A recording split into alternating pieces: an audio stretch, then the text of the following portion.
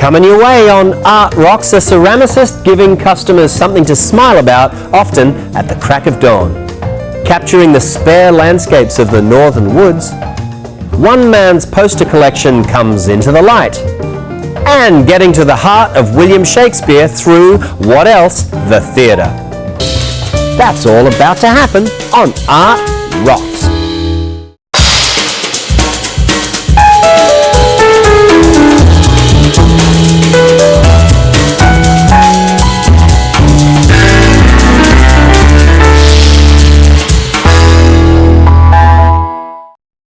Art Rocks is made possible by the Foundation for Excellence in Louisiana Public Broadcasting and by viewers like you.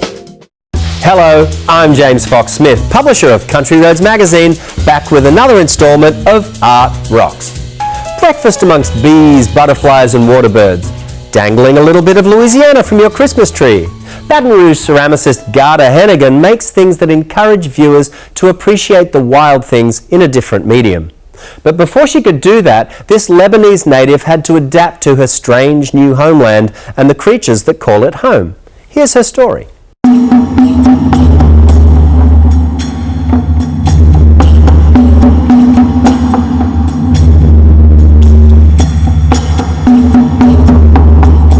I was born and raised in Lebanon. It's a small and beautiful country in the Middle East, in a small village called Saydun. I grew up in a time where the things we needed, most often they were handmade, from bread to clothes to bed sheets, even toys sometimes. My mother was a seamstress and she was very meticulous. My father was a builder, but his real passion was making things. So after he retired, he started making small tables from collected stones and scraps of wood, and they were great. I was making miniature furniture from used card boxes, and I used to sew clothes for my doll. So my whole world as a child was outdoors play time or indoors crafting time, and it was great. It was the best. As a child, I'd never been introduced to clay or never seen clay in my life, and after high school I went to college and I kept switching majors until I finally graduated with sacred art degree. During my studies of sacred art, I was introduced to clay for the first time. I took one course of ceramics, but I never thought I would work with clay again. So after I graduated, I went to a 9-to-5 regular job. Later, my sister, she's a nun and an artist, she asked me to work with her. She wanted to expand the embroidery studio and add ceramics. And of course I said yes. I was so excited. She knew I didn't know much about clay, but she took the chance, and I became a potter by chance. The studio was only one room. There was a big embroidery and a noisy machine, and we didn't have even a table for me. So we put 2 chairs and a piece of wood, and I worked there on that thing. By a little bit at a time, we had a kiln, we had a bigger studio, I had as many tables as I want, and it developed a little bit at a time, and it became like a big studio. So I worked there with her for 5.5 years, and I was making religious items, but never functional pots. My only resource was books and experimentation, and this is how I learned. Just reading books, experimenting, and just getting better at it, a little bit at a time. After I came to the United States, I was like so surprised and fascinated by the ceramics world and how they teach it in college. I've been here since 2006, and I established my own studio in the dining room like you see behind me since the end of 2007, and I've been working with clay ever since. I had to start all over again, making functional pottery. I started taking ceramics online classes, and I attended the visiting artist workshop at LSU in the ceramics studio. So those 2 things were really helpful in establishing my career as a potter, plus tremendous support of my husband. I didn't have a wheel, so I started by hand building. Later on, my husband and brothers, they got me a wheel for Christmas, and I put it on the kitchen counter when I need to work on the wheel. But since I didn't have space for the wheel all the time to just keep it there and work whenever I want to, I started to just hand build more stuff, and then I got used to it, and now I like it more because the pace of hand building is so slow, meditative, I can control it better. My focus is mainly on functional pots, so I make mugs,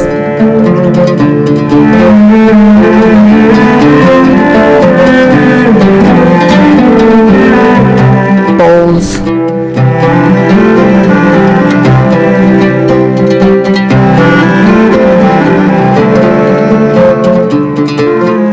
jars,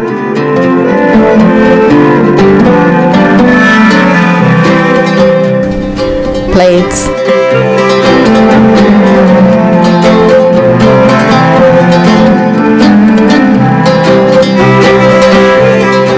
but I also make some decorative things like vases,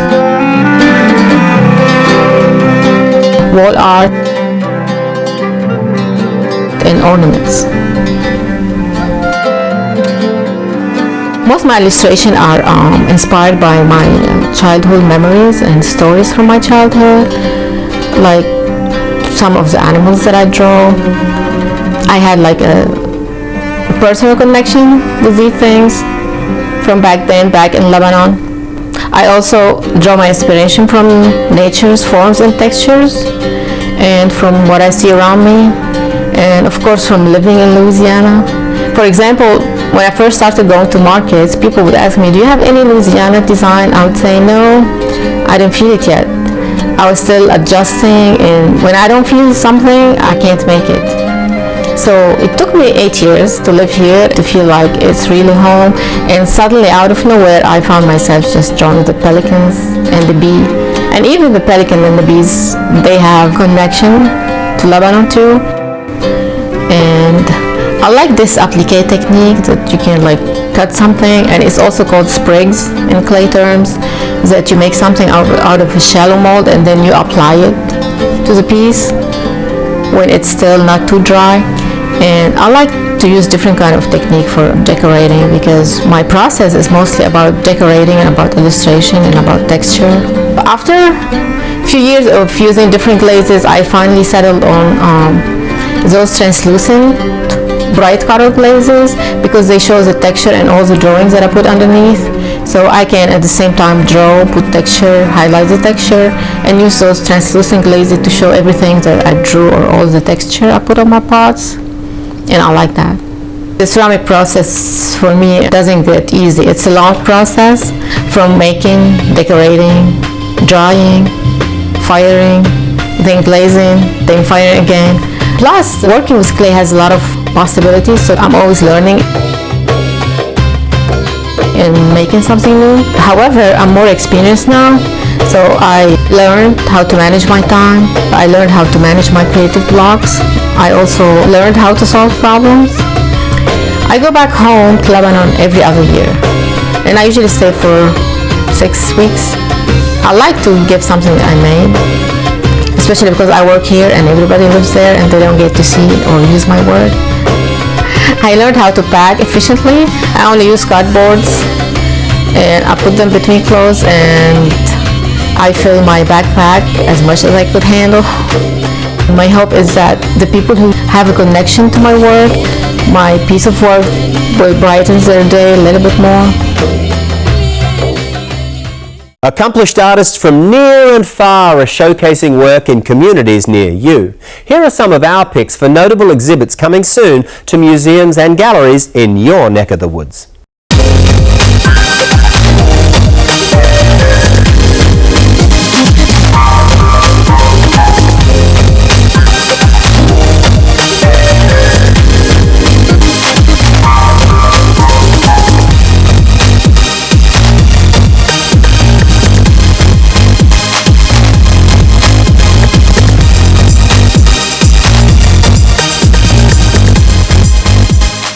For more about these and many more events in the arts, subscribe to Arts Monthly, the new free e-newsletter from the editors at LPB and Country Roads magazine. What's more, the Art Rocks website features every episode of this program, so to see or share any episode again, log on to lpb.org and navigate to Art Rocks. Now here's a chance to go into the woods of Wisconsin through the eyes of celebrated landscape painter Tom Uttech. Tom's secret? Stealth. The Wisconsin native chooses to slow things down, traveling by canoe and on foot to make sure he doesn't miss a thing. The Folliard Gallery in Milwaukee has long been inspired by Uttech's work, and he has exhibited there many times.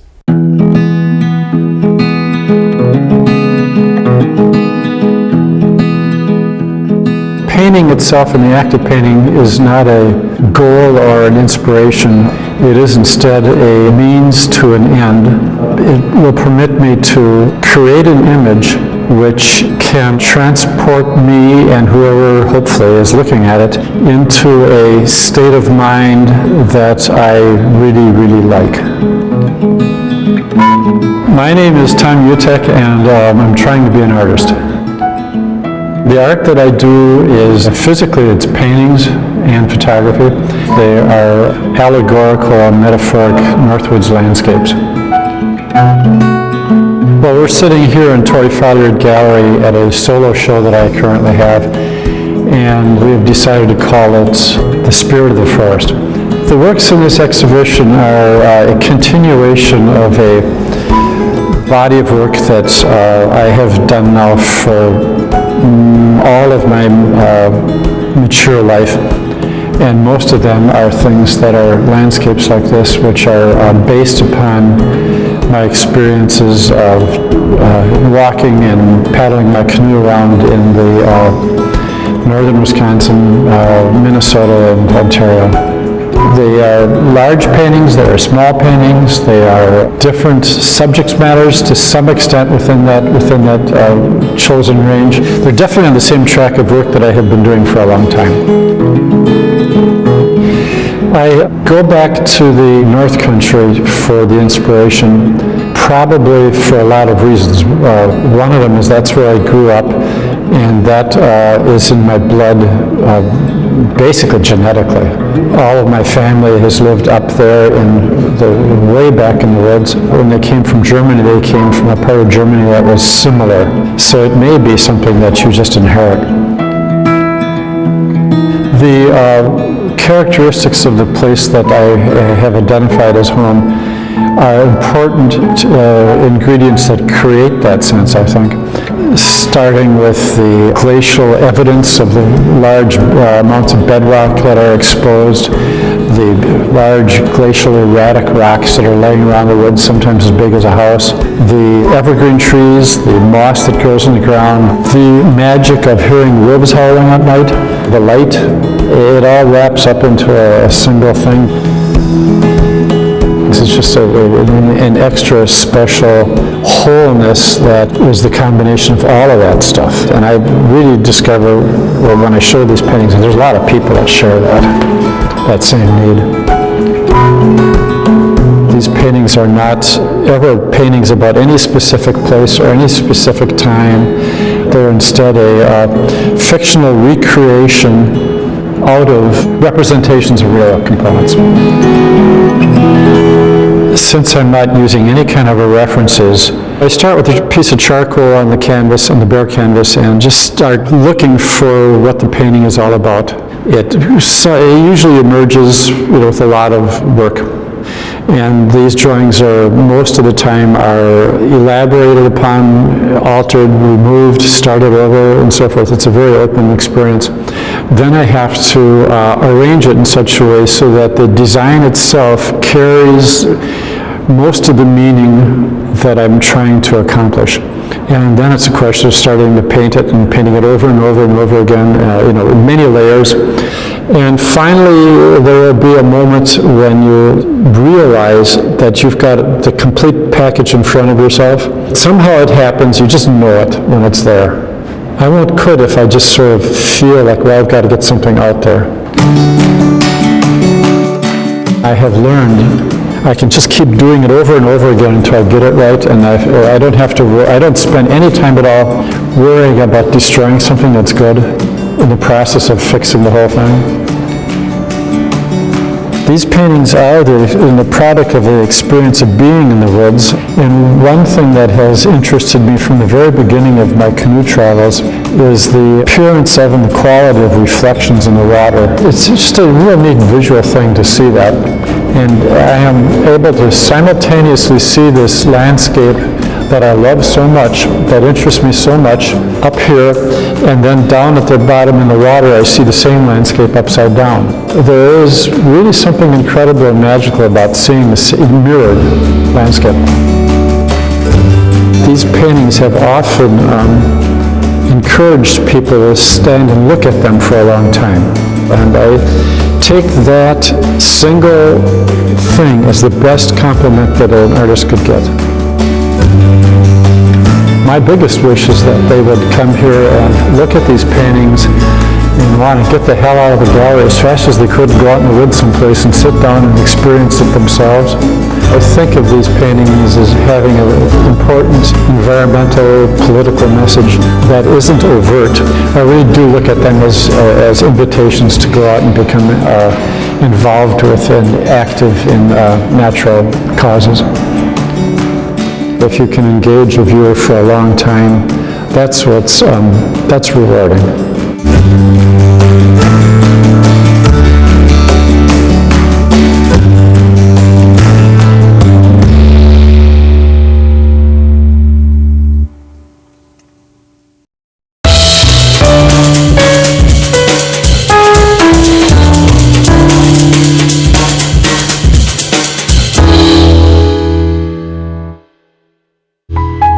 A visit to the Massachusetts College of Art and Design during a recent exhibit celebrating the art of poster making will be a trip down memory lane for many. Focusing on trends and fads, the exhibit shines a light on the changing face of pop culture.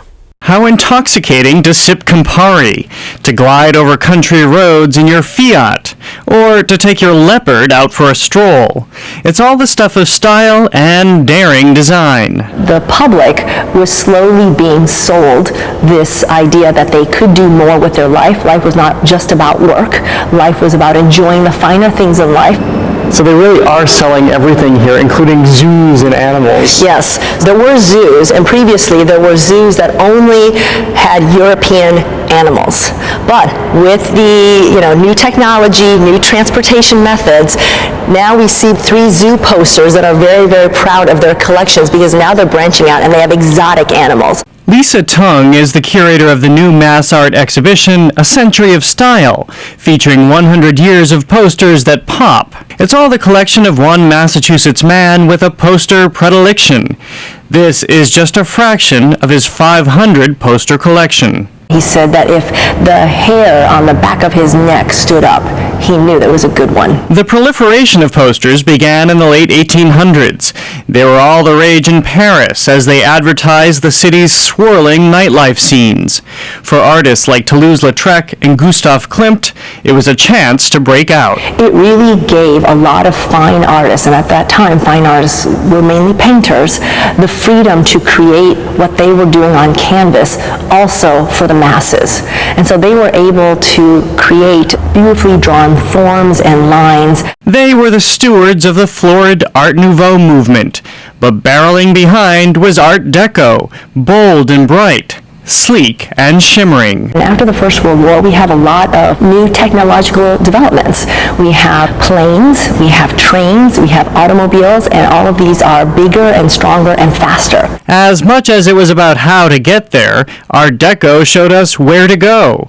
To the slopes of San Moritz, to historic Dunkirk on the North Sea, or to the far reaches of exotic Africa. There's now a leisured middle class, a white-collared worker who does have time off, and now with these innovative means of travel can go to this destination that we see on the poster where all the beautiful people are gathering watching tennis in their tennis whites. But what to wear at night?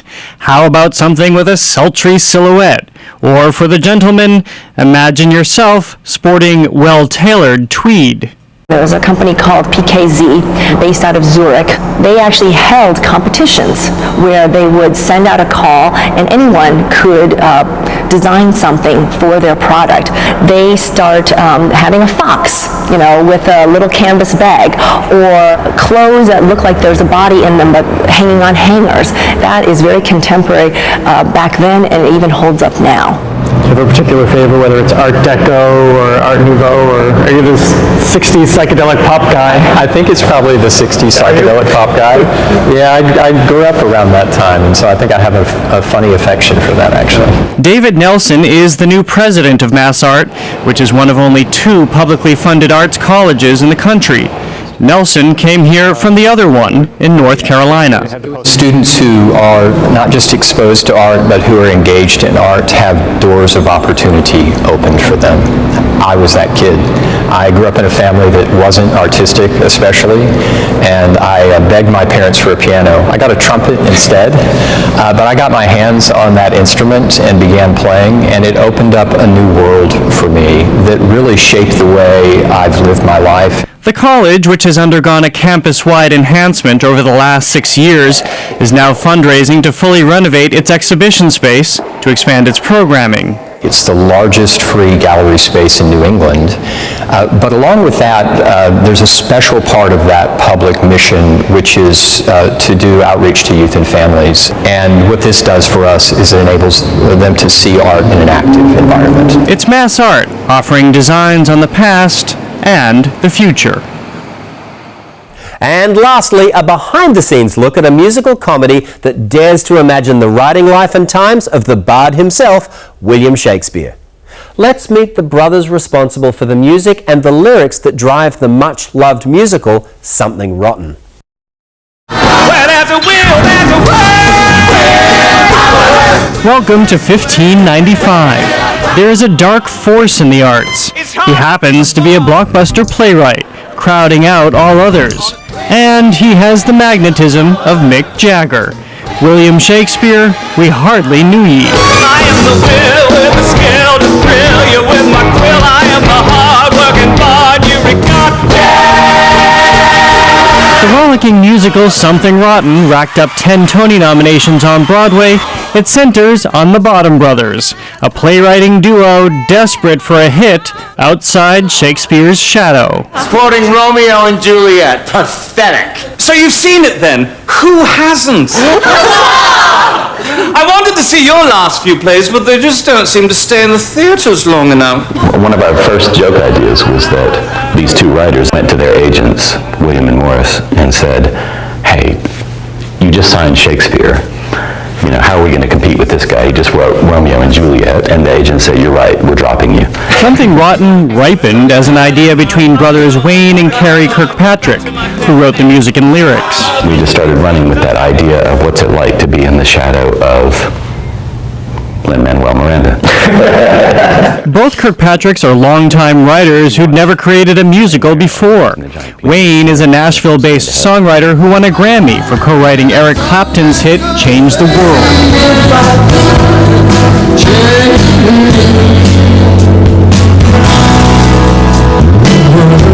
When I go to theater, I like to leave the theater and be able to sing the songs that I just heard, you know. And not every approach to theater is like that, but for me, that's what I like. I like to look at the program and, I can hum that song. Carrie is a songwriter and screenwriter of a slew of animated hits, including Chicken Run. I don't want to be a pie. I don't like gravy. In plays, you can be a little bit more dialogue driven, and it's more about conversations between people, and you're less dependent on visual storytelling as you are in movies. The brothers tested their comedic edge in Something Rotten, in which the Bottom Brothers, trying to outdo Shakespeare, search out a soothsayer to clue them in to theater's next big hit. Musical! What the hell are musicals? It appears to be a play where the dialogue stops and the plot is conveyed through song. Through song? Yes. So an actor is saying his lines, and then out of nowhere he just starts singing? Yeah! Well, that is the stupidest thing that I have ever heard. Do you love musicals or do you hate musicals? We love musicals. Yes. Yeah. We both grew up. I was in theater all through high school, so was Carrie. And we have a deep love and appreciation for it. I get why some people don't get it. The whole breaking into song in the middle of the conversation. Some people don't do that. We do. I do that just every part of my dinner. Joining the brothers in writing the show's book is Carrie's Chicken Run collaborator, John O'Farrell, a British author who found himself cooped up with the Kirkpatricks. At 7 o'clock or 6 o'clock, we went to the pub. I thought, great, we've done our day's work. I had a pint of Guinness, great, another pint of Guinness. And then they went, so this bit in Act 2. And I went, oh no, we're still working. I thought we'd stopped. I'm having a drink now. Because it's hard, it's hard, it's hard, it's really hard. It's sexy, but it's hard. People were coming to our show not really knowing what it was, and it crept up on them. This show is going to go out all across America, and people are going to discover it in all these great cities. And our mission in 2017 is to make America laugh again. The fraternity has been a fruitful one. The show is a rarity, an original musical written by first-timers that went directly to Broadway and became a hit. Then again, maybe a soothsayer saw it for them, too.